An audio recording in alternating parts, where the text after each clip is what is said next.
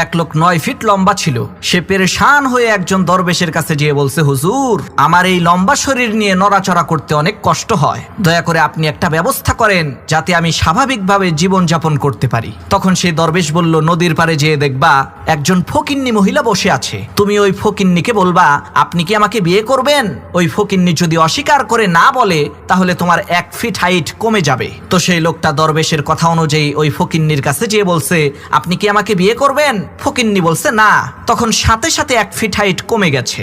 লোকটা চিন্তা করলো, 8 ফিট লম্বা, এটাও তো কম না, আর একটু খাটো হইলে ভালো হবে। সে আবার ওই ফকিন্নি মহিলাকে বলছে, আপনি কি আমার সাথে বিবাহ বন্ধনে আবদ্ধ হবেন। ফকিন্নি বলছে না। সাথে সাথে আর 1 ফিট হাইট কমে গেছে। লোকটা চিন্তা করলো, 7 ফিট লম্বা, এটাও তো কম না, আর 1 ফিট খাটো হইলে আমাকে দেখতে আরো সুন্দর লাগবে। এই চিন্তা করে লোকটা সেই ফকিন্নি মহিলাকে আবার বলছে, আপনি কি আমাকে বিয়ে করবেন। তখন সেই ফকিন্নি মহিলা বলছে, না না না না না। তখন সাথে সাথে লোকটা একেবারে ছাগলের বাচ্চার সমান হয়ে গেছে।